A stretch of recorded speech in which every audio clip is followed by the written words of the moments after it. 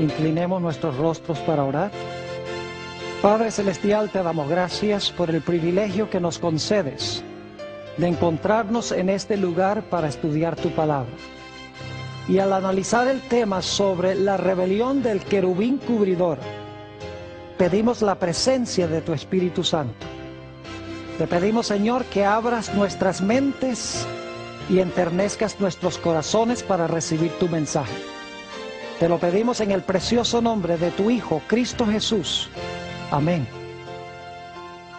Quiero extenderle un saludo muy cordial a todos los que han venido a este lugar en esta noche. También quiero entregarle un saludo muy cordial a aquellas personas que nos están viendo vía satélite y por televisión. Nos alegra mucho que nos estén acompañando en este tema de este día.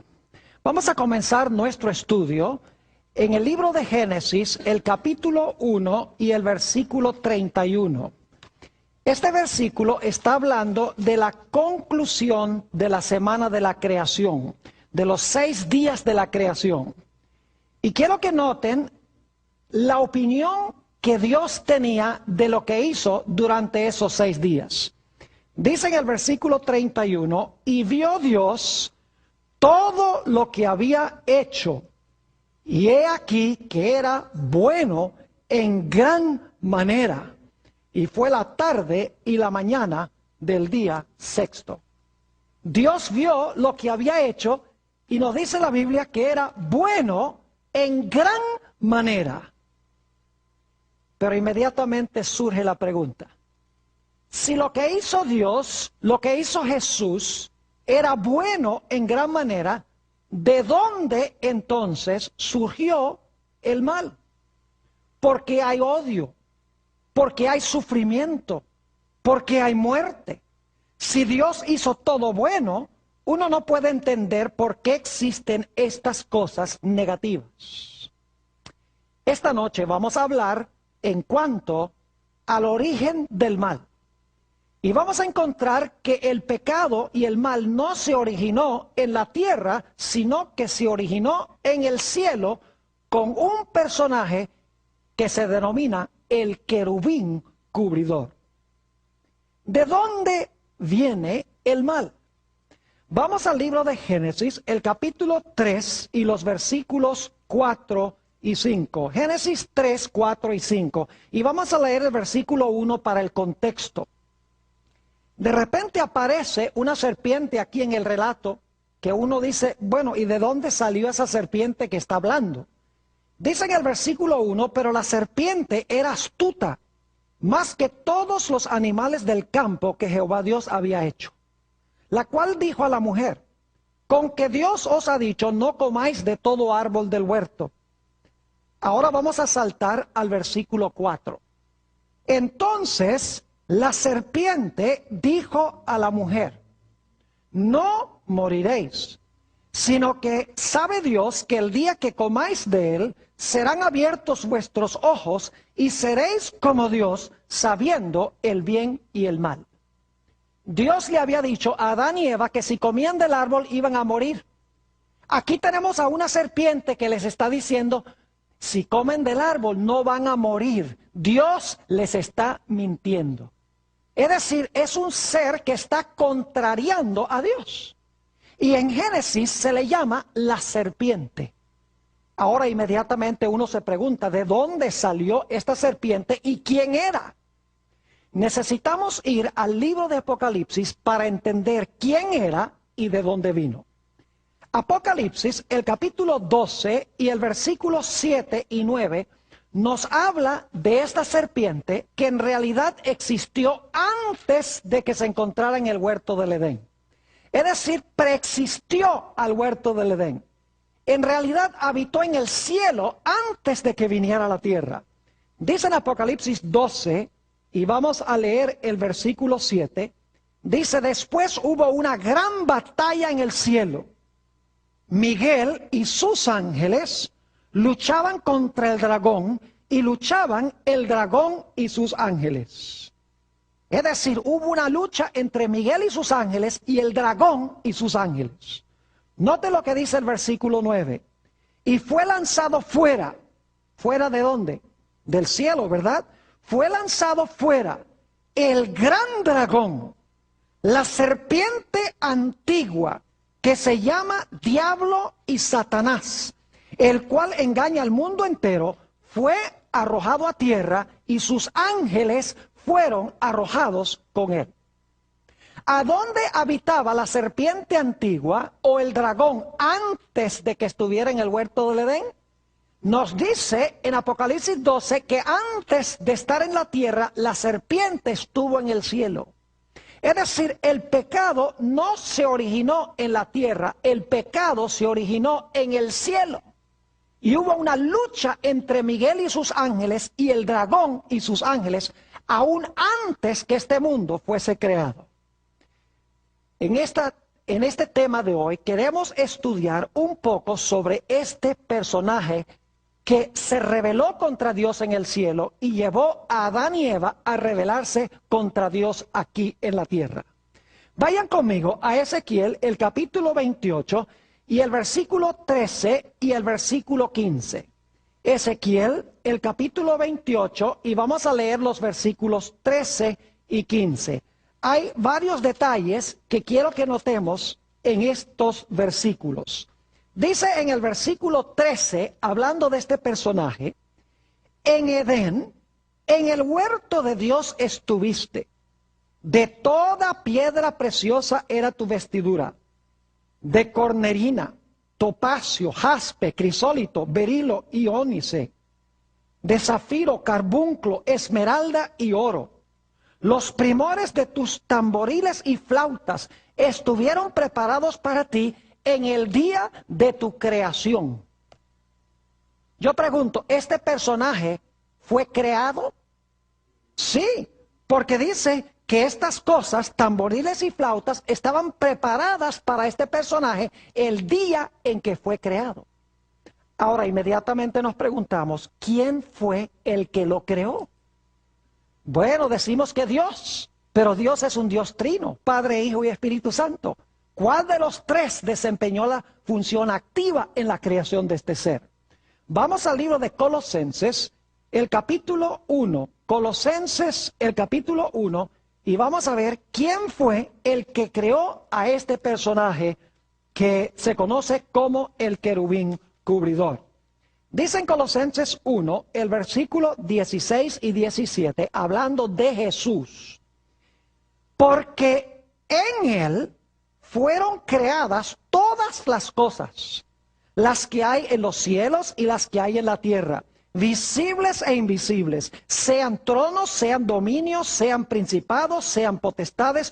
Todo fue creado por medio de Él y para Él. Y Él es antes de todas las cosas, y todas las cosas en Él subsisten. Yo pregunto otra vez, ¿quién fue el creador de este personaje? Fue Jesús. Porque dice que todas las cosas en el cielo y en la tierra fueron creadas por Jesús. Jesús fue el creador de Lucifer. Ahora quiero decirles algo en cuanto a este ser cuando recién fue creado. Note lo que dice en Ezequiel el capítulo 28 y vamos a leer el versículo 12 y también el versículo 15. Ezequiel 28 y el versículo 12 vamos a leer de nuevo y entonces el versículo 15.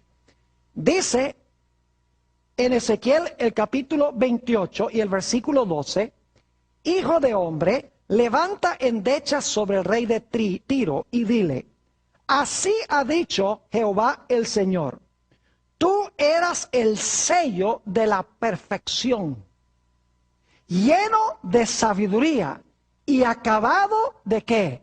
De hermosura.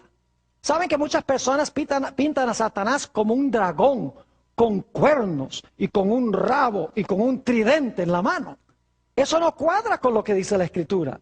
La Escritura dice aquí que era un ser hermoso, era un ser perfecto. Note lo que dice el versículo 15.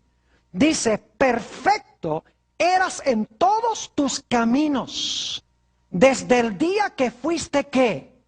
Creado, hasta que se halló en ti maldad. Quiero preguntarles, ¿Dios creó al diablo? No.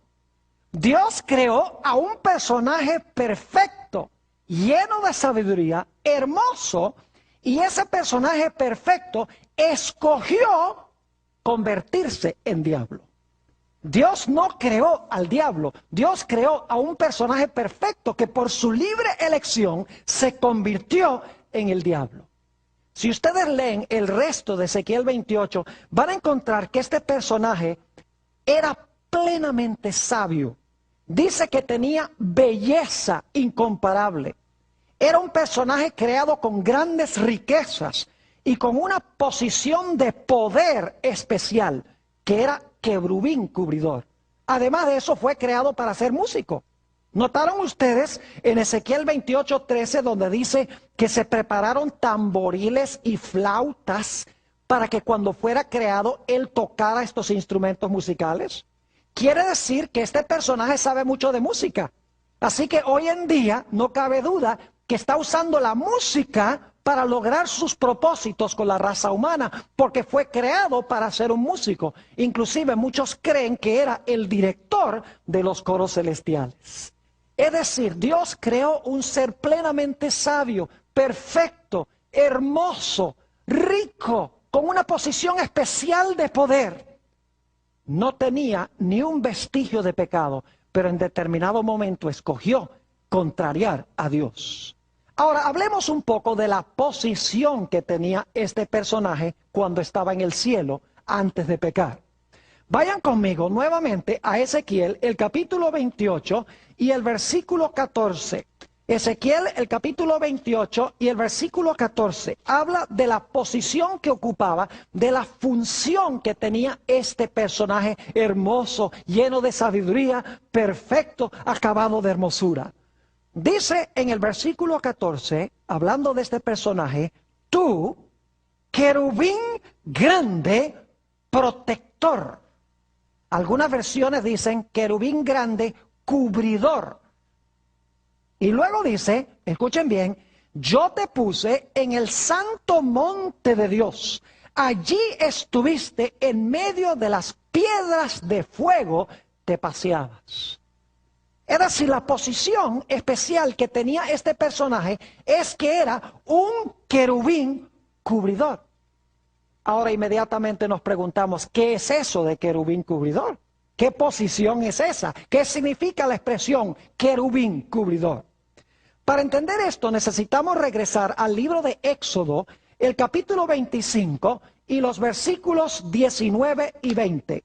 Éxodo 25 y los versículos 19 y 20. Y quiero que noten lo que dice allí en cuanto a este querubín cubridor. Nuevamente repito, Éxodo 25 y los versículos 19 y 20. Aquí se dan las instrucciones sobre la construcción del tabernáculo en el desierto. Dice allí en el versículo 19, harás pues un querubín en un extremo y un querubín en el otro extremo. En un momento les voy a decir extremo de qué. De una pieza con el propiciatorio harás los querubines en sus dos extremos. Es decir, hay algo y a cada extremo de ese algo hay un querubín. Versículo 20. Y los querubines extenderán por encima las alas, cubriendo, ahora fíjense, cubriendo con sus alas el propiciatorio, sus rostros, el uno enfrente del otro, mirando al propiciatorio los rostros de los querubines. Quiero que se imaginen que hay algo, y en cada extremo de ese algo, que voy a explicar en un momento, había un querubín, y el querubín dice que cubría ese objeto con sus alas. Por eso se llamaba como querubín cubridor o querubín protector. Es la misma expresión en los dos versículos, aunque se traduce de una forma diferente. Ahora, ¿cuál era el objeto al lado del cual se encontraban estos querubines? Yo no sé si ustedes saben que en la Biblia se habla de un santuario que Dios le mandó a construir a Moisés. Pero nos dice la Biblia que ese santuario que Dios le mandó a construir a Moisés en realidad era una copia de un santuario que Dios le mostró a Moisés en el monte. Es decir, era un modelo en miniatura, era una maqueta, por así decirlo, del santuario celestial. Ustedes pueden leer eso en el libro de Hebreos, el capítulo 8 y el versículo 5, donde dice que el santuario terrenal era una copia, una maqueta, un modelo en miniatura del santuario celestial. Ahora, si ustedes miran el santuario terrenal, esa carpa que Dios mandó a Moisés que construyera allí en el desierto, van a encontrar que la carpa tenía dos apartamentos, el lugar santo y el lugar santísimo. El lugar santísimo era el lugar a donde se manifestaba la presencia gloriosa de Dios, que se conocía como la Shekinah. La gloria de Dios descendía y se asentaba allí en el lugar santísimo del santuario, en un mueble que se conoce como el arca del pacto. Es decir, en el lugar santísimo, en el segundo apartamento de esa carpa, había un arca que se conocía como el arca del pacto. Un arca que ha sido hecha famosa por Indiana Jones. Tal vez no debería mencionar eso, pero es la idea que tenemos aquí en la Biblia, solo que Hollywood ha dañado la historia que encontramos en la Biblia. Ahora, esa arca, interesantemente, se encontraba en el lugar santísimo del santuario terrenal. Pero la Biblia nos enseña que como el santuario terrenal era una copia del celestial, el santuario celestial también tiene un arca. Noten lo que dice en Apocalipsis 11 y el versículo 19. Apocalipsis, el capítulo 11 y el versículo 19. Allí nos va a hablar sobre algo que el apóstol Juan vio en el cielo. Y quiero que noten qué fue lo que vio. Nuevamente repito el texto, Apocalipsis el capítulo 11 y el versículo 19. Dice el apóstol San Juan, inspirado por el Espíritu Santo, y el templo de Dios fue abierto ¿a dónde? En el cielo. Y el arca de su pacto se veía ¿a dónde? En el templo. Y hubo relámpagos, voces, truenos, un terremoto y grande granizo. ¿Qué fue lo que vio Juan en el templo celestial? Vio el arca ¿de qué? El arca del pacto. Yo pregunto entonces, ¿el arca en la tierra era una copia del arca celestial? La Biblia dice que sí. Ahora viene una pregunta muy importante. ¿Qué se encontraba dentro del arca en el santuario terrenal? Vamos a buscar en nuestras Biblias el libro de Deuteronomio, el capítulo 10 y el versículo 2. Deuteronomio, el capítulo 10 y el versículo 2. Ahí nos habla de lo que contenía el santuario terrenal, en el lugar santísimo, en el arca. Vamos a leer el versículo 1 para el contexto.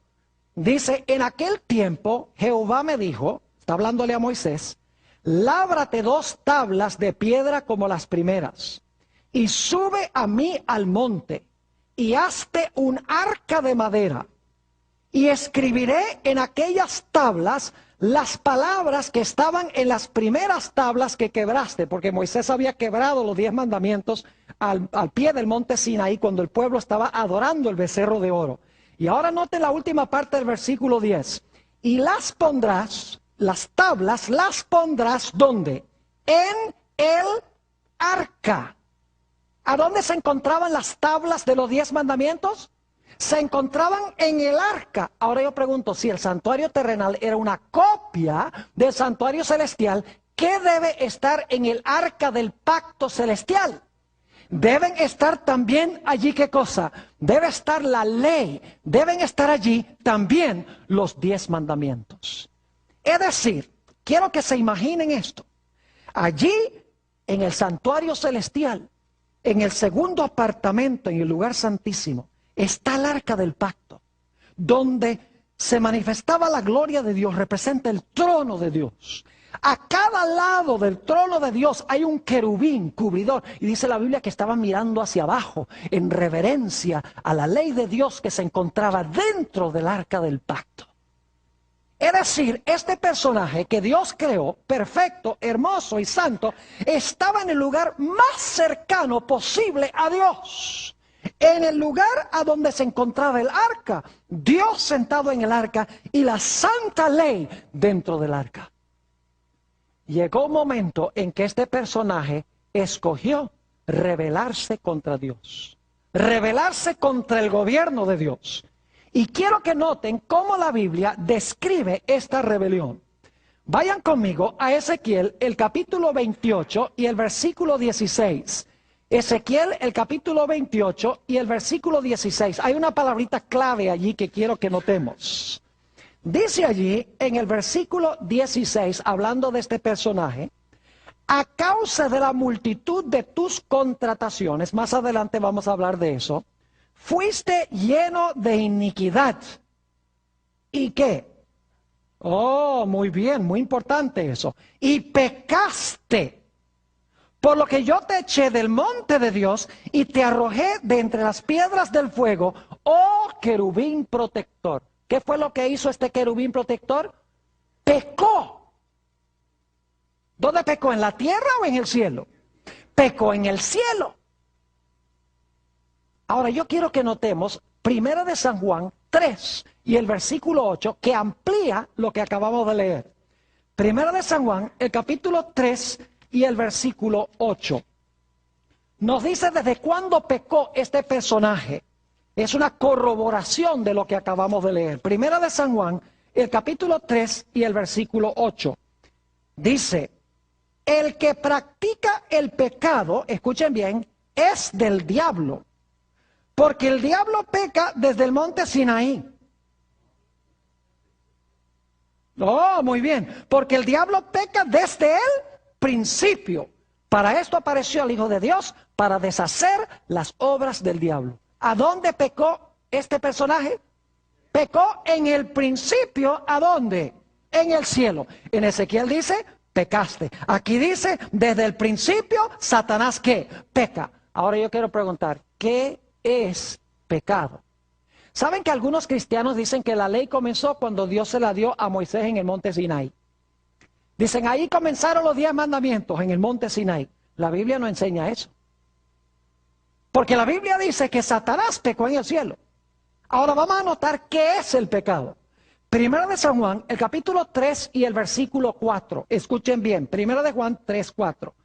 Dice, todo aquel que comete pecado, infringe también la ley. ¿Sabe lo que significa infringe, verdad? Desobedece, quebranta, transgrede. Dice, todo aquel que comete pecado, infringe también la ley, pues el pecado es ¿qué cosa? Infracción de la ley. Yo pregunto, si Satanás pecó en el cielo, ¿infringió la ley? Claro, porque ¿cómo podía pecar si no había ley? Si el pecado es quebrantar la ley y él pecó, tiene que haber existido una ley que quebrantar. ¿Están entendiendo lo que estoy diciendo? Es decir, la ley ya existía en el arca del pacto. Es decir, este personaje escogió rebelarse en contra de la santa ley de Dios. Escogió desobedecer la ley que se encontraba dentro del arca, porque dice la Biblia que él pecó. Y luego la Biblia dice que en algún momento después de ser echado del cielo, vino a parar al planeta Tierra. Y cuando llega al planeta Tierra, él sabe que Dios le ha dicho a Adán y Eva, mire, ahí está el árbol de la ciencia del bien y del mal, ustedes deben obedecerme, no coman de ese árbol, porque si ustedes comen de ese árbol van a morir. Ahora, ¿saben ustedes que en ese solo mandamiento se encontraban encerrados todos los 10 mandamientos? Permítame ilustrar nada más para que entiendan algunos. Yo pregunto, cuando Eva comió del árbol, ¿se quiso hacer Dios? Sí, porque dice, el diablo le dijo, seréis como dioses. ¿Quebrantó el mandamiento que dice, no tendrás dioses ajenos delante de mí? Oh, claro que sí. Yo pregunto, ¿deshonró a su padre celestial? Oh, claro que sí. Honra a tu padre y a tu madre. ¿Mató? Oh, dicen sí. ¿Cómo mató? Cuando pecó, trajo la muerte al mundo. Yo pregunto, ¿robó? Sí, porque el fruto era ¿de quién? De Dios, y ella se lo robó. ¿Codició? ¿Quebrantó el mandamiento, no codiciarás? Claro que sí. En ese mandamiento se encuentran encerrados todos todos los 10 mandamientos. Dios le estaba diciendo, obedece este uno y vas a estar obedeciendo los 10. Por eso la Biblia dice que el que transgrede uno, los quebranta todos. Y el que guarda uno, los guarda todos. Y Dios le dijo, obedece mi ley y te va a ir bien, vas a vivir. Desobedece mi ley y eso es pecado y vas a morir. Pero encontramos que Satanás llega al huerto. Quiero que noten lo que dice Génesis 3, 4 y 5. Génesis 3 y el versículo 4 y 5. Llega Satanás, quien ha quebrantado la ley de Dios en el cielo, ha desobedecido la ley en el cielo, y él quiere que Adán y Eva ahora desobedezcan la ley de Dios en la tierra. Y dice en Génesis, el capítulo 3 y el versículo 4, entonces la serpiente dijo a la mujer, no moriréis. Es decir, Dios es un mentiroso, de que van a morir. ¿Quién dijo? Si ustedes comen del árbol, eso no es ningún pecado. Y si comen del árbol, en vez de morir, van a vivir. Es decir, ustedes no tienen que obedecer la ley de Dios. Los está tentando a desobedecer la ley de Dios, a infringir la ley de Dios como Él hizo en el cielo. Y luego noten lo que dice el versículo 5, Génesis 3, 5. Sino que sabe Dios que el día que comáis de Él, serán abiertos vuestros ojos y seréis como Dios, sabiendo el bien y el mal. Es decir, el diablo le está diciendo, mira, ¿tú crees que Dios tiene que decirte qué es bueno y qué es malo? Que es malo comer del árbol y que es bueno no comer del árbol. Eva, tú no tienes que preguntarle a Dios lo que es bueno y lo que es malo. Tú no tienes que mirar la ley de Dios para saber lo que es bueno y lo que es malo. Dice, si tú comes del árbol, tú vas a ser igualito a Dios y ya tú no tienes que depender de Dios para decirte qué es bueno y malo. Tú misma, siendo Dios, vas a poder definir qué es bueno y qué es malo. Y la Biblia nos dice que Eva escuchó las insinuaciones de Satanás. Y no solamente cayó ella, sino que dice la Biblia que le dio el fruto también a su marido y su marido comió. Habían ahora desobedecido la santa ley de Dios. Como Lucifer, como Satanás desobedeció la ley de Dios en el cielo. Todo el conflicto, mis queridos hermanos y hermanas, apreciadas visitas, los que están viendo por televisión y vía satélite, todo el conflicto tiene que ver con la ley de Dios. Lucifer transgrede la ley de Dios porque es infracción de la ley y lleva a Adán y Eva a desobedecer también la santa ley de Dios. Pero necesitamos entender algo. El pecado no es solamente quebrantar una lista de reglamentos. Es decir, Dios nos da una lista de cosas que no podemos hacer nada más por darse gusto de darnos una lista de prohibiciones. En realidad, el propósito de la ley es proteger las relaciones que existen entre seres humanos. Es decir, el propósito de la ley es garantizar la felicidad de las relaciones de un ser humano con otro ser humano. La esencia del pecado, sí, es transgresión de la ley, pero la esencia del pecado es egoísmo. Ahora, quiero que notemos otro relato bíblico que nos habla sobre la rebelión de este personaje. El libro de Isaías, el capítulo 14 y el versículo 12. Vamos ahora a mirar un poquito más detenidamente el pecado, porque el pecado es transgresión de la ley, sí, es quebrantar los 10 mandamientos, eso es pecado. Pero es más profundo, porque los 10 mandamientos tienen el propósito de proteger las relaciones entre seres humanos y entre los seres humanos y Dios. Dice allí en Isaías 14 y empezando en el versículo 12 de este personaje, ¿cómo caíste del cielo, oh lucero, hijo de la mañana? Cortado fuiste por tierra, tú que debilitabas a las naciones. Ahora debo decirles algo antes de leer el versículo 13, que hay un pronombre que está sobreentendido en el versículo 13, que está en el idioma hebreo, pero que no está en la traducción. Yo se lo voy a agregar, pero no estoy agregando a la Biblia, porque está en el original. Ahora escuchen bien. Fíjense cuál es el problema de este personaje. Dice, tú que decías en tu corazón, yo subiré al cielo, en lo alto junto a las estrellas de Dios, yo levantaré mi trono. Y en el monte del testimonio, yo me sentaré a los lados del norte. Sobre las alturas de las nubes, yo subiré y yo seré semejante al Altísimo. ¿Cuál fue el problema de este personaje? El yo. El yo. La esencia del pecado es el yo. El propósito de la ley, de guardar la ley, es que cuando guardo la ley, protejo las relaciones entre mi persona y otros seres humanos.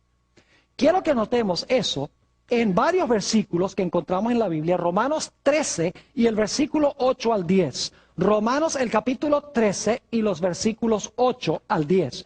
Quiero que se fijen que el propósito de los 10 mandamientos es garantizar el amor que tiene uno para con su prójimo.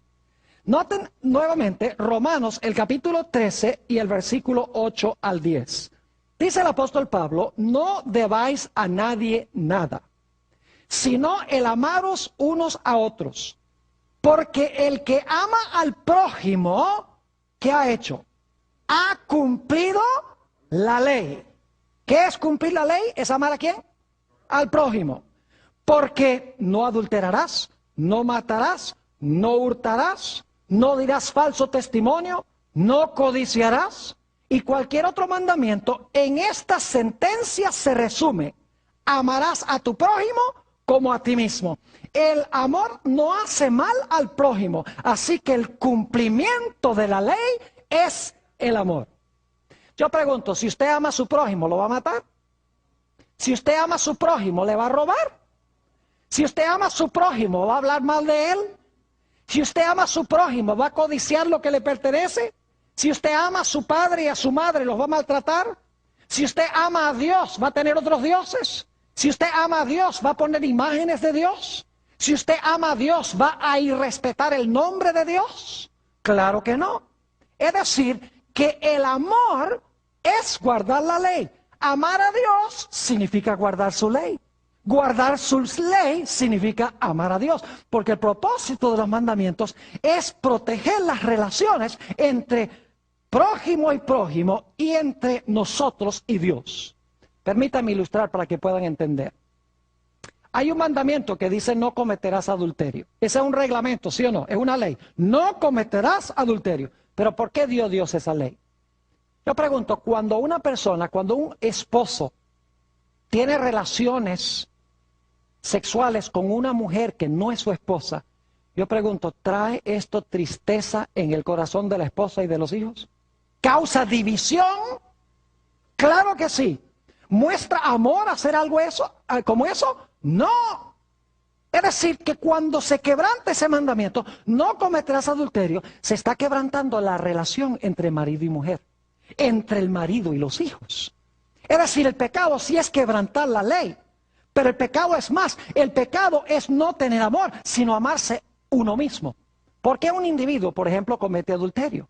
Porque él dice, bueno, no estoy satisfecho con mi esposo, con mi esposa. Yo quiero es a esa para mí. Es decir, la raíz del pecado es ¿qué cosa? Egoísmo. Ahora yo les pregunto, ¿qué es lo opuesto de egoísmo? Lo opuesto del egoísmo es amor. Porque amor significa dar a los demás, no esperar recibir para mí, sino dar. Mientras que el pecado es querer todo para mí.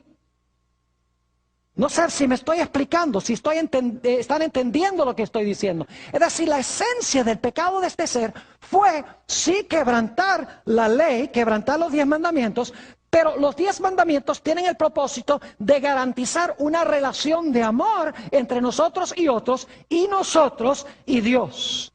Por eso el Señor Jesucristo declaró en San Mateo 22, Él dijo que hay 2 grandes mandamientos. El primer mandamiento es amar a Dios por encima de todo. Y el segundo mandamiento es amar a nuestro prójimo como a nosotros mismos. Y Él dice, en estos 2 mandamientos se resume toda la ley y los profetas. Es decir, el problema de este personaje es que ya no quería amar a Dios, ni que quería amar a los demás ángeles, sino que quería ¿qué? Amarse a sí mismo. La esencia, la raíz amarga del pecado es el amor propio. Cuando usted se ama a sí mismo, va a quebrantar la santa ley de Dios. Y según Isaías 59 y el versículo 2, nuestros pecados causan separación entre nosotros y Dios. Pero la Biblia nos dice que Satanás no cayó solo del cielo. Fue capaz de engañar a una tercera parte de los ángeles. Vamos a notar lo que dice en el libro de Apocalipsis, el capítulo 12 y el versículo 4. Apocalipsis 12 y el versículo 4, y luego vamos a leer los versículos 7 al 9. Apocalipsis 12, 4 y 7 al 9. Dice en el versículo 4, y su cola arrastraba, en un momento vamos a hablar de la cola, su cola arrastraba la tercera parte de las estrellas del cielo y las arrojó sobre la tierra. Y el dragón se paró frente a la mujer que estaba para dar a luz a fin de devorar a su hijo tan pronto como naciese. Piensa que su cola arrastró a ¿cuántas de las estrellas? A una tercera parte de las estrellas. Ahora noten el versículo 7. Después hubo una gran batalla en el cielo. Miguel y sus ángeles luchaban contra el dragón, y luchaban el dragón y sus ángeles. Pero no prevalecieron, ni se halló ya lugar para ellos en el cielo. Y fue lanzado fuera el gran dragón, la serpiente antigua, que se llama Diablo y Satanás, el cual engaña al mundo entero, fue arrojado a la tierra, y ahora escuchen, y sus ángeles fueron arrojados con él. ¿Cuántos ángeles? ¿Cuántos arrastró con su cola? Recuerden eso, con la cola, muy importante. ¿Qué significa eso? En un momento vamos a ver. Con su cola arrastró una tercera parte de las estrellas, y las estrellas representan ¿qué cosa? Representan ángeles. Ahora yo pregunto, ¿cuántos ángeles hay? Vamos a ver lo que dice Apocalipsis 5 y el versículo 11. Apocalipsis 5, 11, para que ustedes vean cuántos se llevó Satanás. En este mundo, mis queridos amigos y hermanos, está lleno de demonios. No solamente tenemos problemas con Satanás, sino hay millones de seres inteligentes, todos egoístas, que no le interesa a la gente acá, les hace pensar que les interesa a la gente, que no aman a Dios para nada, que pisotean la santa ley de Dios y quieren traer ruina y destrucción sobre todos los seres humanos. Es decir, son egoístas, no tienen nada de amor para con otras criaturas. Dice allí, ¿dónde dije yo? En Apocalipsis 5, ¿qué? 11, muy bien. Dice allí en cuanto al número de los ángeles, y miré y oí la voz de muchos ángeles alrededor del trono, y de los seres vivientes, y de los ancianos, y su número era millones de millones. ¿Saben que en el griego no dice millones de millones? Dice 10,000 por 10,000 y miles de miles. Porque en el griego no hay una palabra millón, así que lo que hace es multiplicar miles. En inglés dice 10,000 times 10,000 and thousands of thousands. En otras palabras, miles de millones, billones de ángeles. Entonces yo pregunto, si este personaje se llevó una tercera parte, ¿hay muchos demonios en el planeta Tierra? No cabe duda alguna. Pero la buena noticia es que por cada ángel malo hay dos buenos. Gloria a Dios. Porque solamente cayó una tercera parte de los ángeles. Ahora, ¿cómo logró este personaje convencer a tantos ángeles que lo siguieran? Que fueran egoístas, que no se preocuparan por el bienestar de Dios ni los demás ángeles, sino yo quiero sentarme en el trono, yo quiero ser el más grande, mire qué lindo soy yo, mire qué sabio soy yo. ¿Qué es lo que llevó a los ángeles a escuchar lo que decía este querubín cubridor? Vayan conmigo a Ezequiel, el capítulo 28 y el versículo 16. Ezequiel, el capítulo 28 y el versículo 16. Hay una palabrita muy interesante que se usa aquí, que yo quiero recalcar ahora. Ezequiel 28, 16. Y voy a leer solamente la primera mitad del versículo. Dice, a causa de la multitud de tus contrataciones, fuiste lleno de iniquidad y pecaste. ¿Qué es eso de a causa de la multitud de tus contrataciones? ¿Qué es eso de contrataciones? Fuiste lleno de iniquidad y pecaste. Esa palabra contrataciones, adquirimos en español la palabra contrato. Es decir, es un trato o un convenio que se hace entre una persona y otra. Ahora, esta misma palabra se encuentra en otros sitios del Antiguo Testamento y nos ayuda a entender lo que esta palabra significa. Vayan conmigo al libro de Ezequiel, el capítulo 22 y el versículo 9. Ezequiel 22, 9. Es la misma palabra, pero quiero que noten cómo se traduce. Se explica mejor lo que significa la palabra. Ezequiel, el capítulo 22 y el versículo 9. Y nunca sabrían que es la misma palabra hebrea porque se traduce de una forma diferente. Dice en el versículo 9, calumniadores hubo en ti para derramar sangre, y sobre los montes comieron en ti, hicieron en medio de ti perversidades. ¿Saben que la palabra calumniadores es la misma palabra contratación?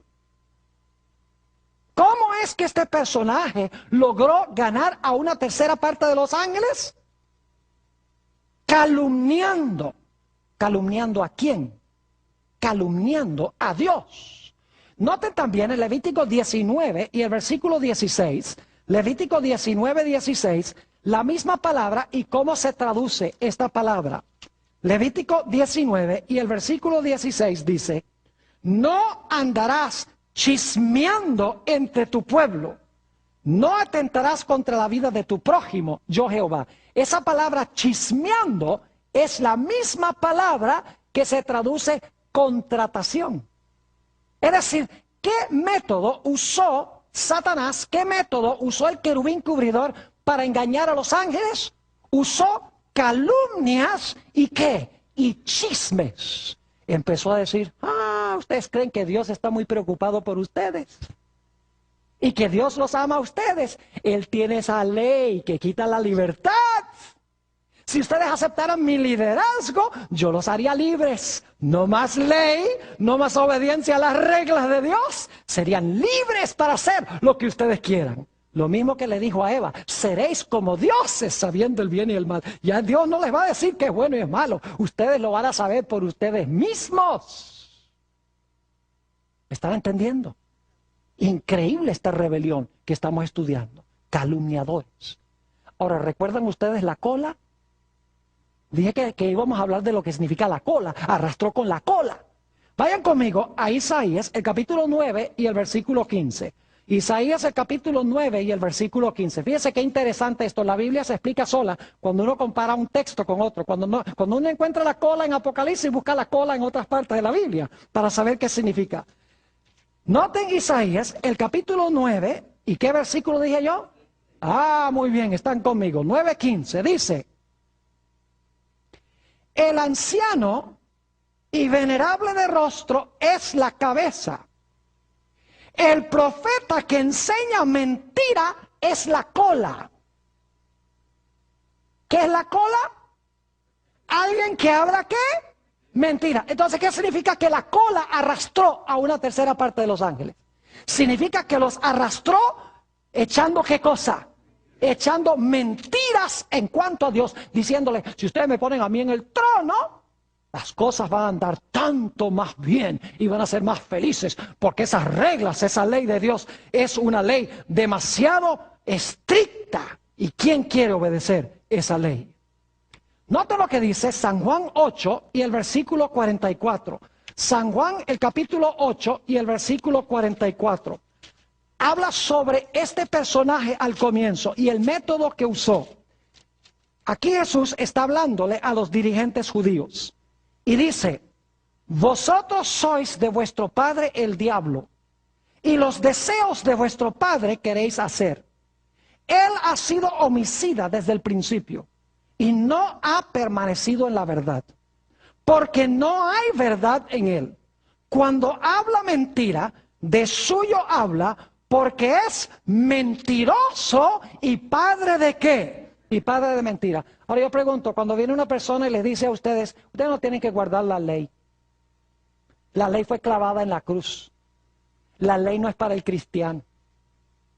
Si estamos bajo el Espíritu Santo, ya para el cristiano la ley no es importante. ¿La voz de quién es eso? Esa no es la voz de Dios. Porque el libro de Apocalipsis dice que al final de la historia, Dios va a tener a un pueblo que guarda los mandamientos de Dios. Y tiene el testimonio de Jesucristo. Inclusive, dice en Apocalipsis 14:12, aquí están los que guardan los mandamientos de Dios y la fe de Jesús. El diablo es el que quiere pisotear la ley. El diablo es el que quiere causar riñas, divisiones y peleas entre los seres humanos. Y todo se debe a quebrantar la ley. Si todo el mundo guardara los 10 mandamientos, este mundo sería un paraíso. Los padres estarían seguros, no habría peligro de adulterio, no habría gente matando gente, podrían irse de la casa y dejar la puerta abierta porque nadie les robaría nada, todo el mundo adoraría a Dios, habría paz, no habría cárceles, no habría policías, no habría hospitales, nada de esas cosas. Pero es porque transgredimos la ley de Dios que vienen todas estas calamidades en el mundo. Ahora yo pregunto, ¿será que este personaje va a existir para siempre o será que va a llegar a su final? Mis queridos amigos y hermanos, no hay duda de que va a llegar a su final. Yo quiero leer en cuanto al final de este personaje. Y claro, durante el transcurso del seminario vamos a hablar de la batalla entre Jesús y Satanás. Hay un tema que se titula El duelo en el huerto. Viene muy pronto. Y les voy a hablar ahí un poco más sobre cómo Jesús lucha con Satanás para que finalmente sea destruido, como voy a leer ahora. Nota lo que dice Ezequiel, el capítulo 28 y los versículos 18 y 19. Ezequiel 28 y los versículos 18 y 19. Hablando del final de este personaje, dice: con la multitud de tus maldades y con la iniquidad de tus contrataciones, profanaste tu santuario. Yo pues saqué fuego de en medio de ti, el cual te consumió. Y te puse, ahora escuchen bien, en ceniza sobre la tierra a los ojos de todos los que te miran. Todos los que te conocieron de entre los pueblos se maravillarán sobre ti. Espanto serás y para siempre dejarás de ser. Noten que será reducido a cenizas y dice que para siempre dejará de ser. En la antigüedad había una tradición entre los babilonios de la época de Nabucodonosor. Yo no sé si ustedes han salido en la mañana y han visto una estrella en el cielo que como que no quiere desaparecer, que es Venus. ¿Se han dado cuenta? Es la última estrella. El sol se está medio levantando y esa estrella está todavía ahí en el cielo. Pues nosotros sabemos que científicamente lo que voy a decir no es cierto, pero es una comprensión que tenían los antiguos. Ellos pensaban que esa estrella era una estrella usurpadora que quería gobernar en el cielo. Y que se quedaba allí porque quería ser una estrella gobernadora.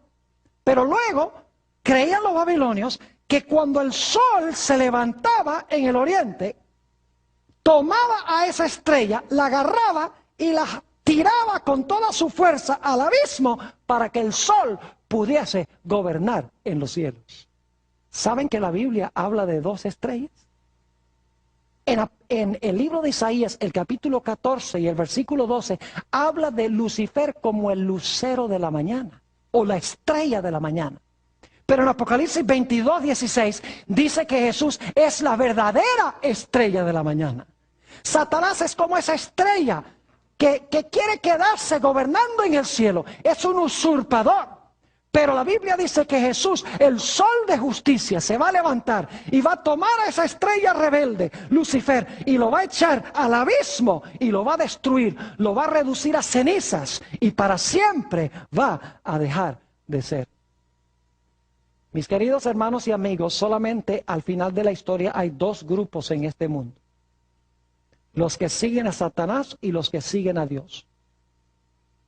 Los que siguen a Satanás se distinguen por pisotear la ley de Dios, mientras que los que siguen a Dios se distinguen por obedecer a Dios. Note lo que dice Primera de Juan, el capítulo 3 y el versículo 10.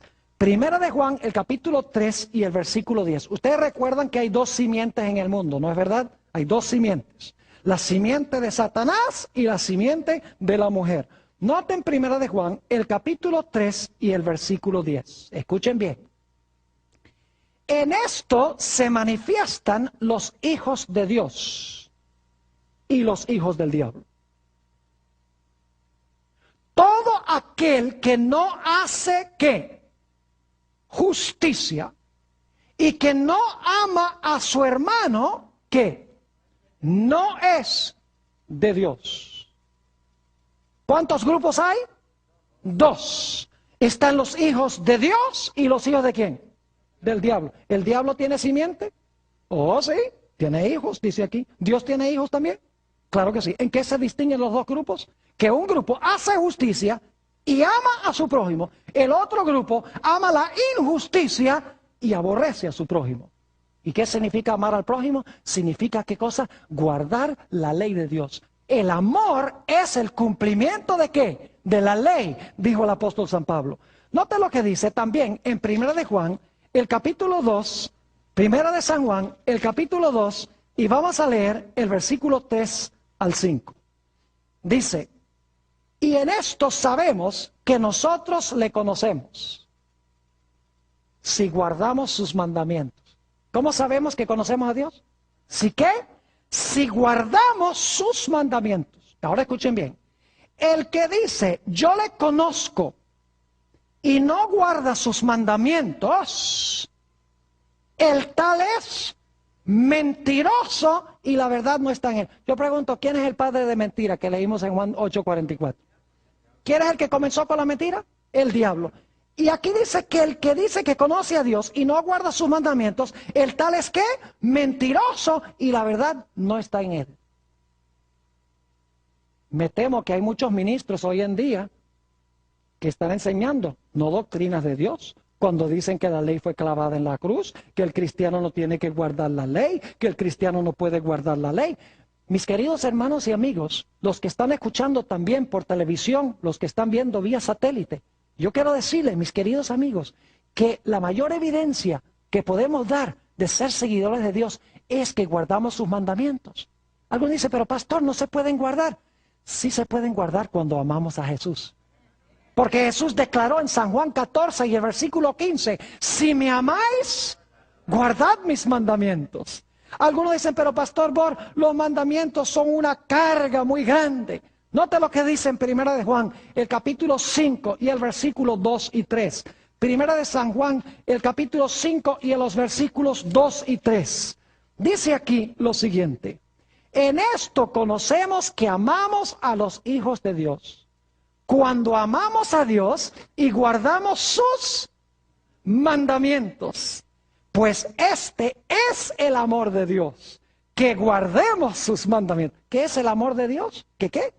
Que guardemos sus mandamientos. Y sus mandamientos no son ¿qué?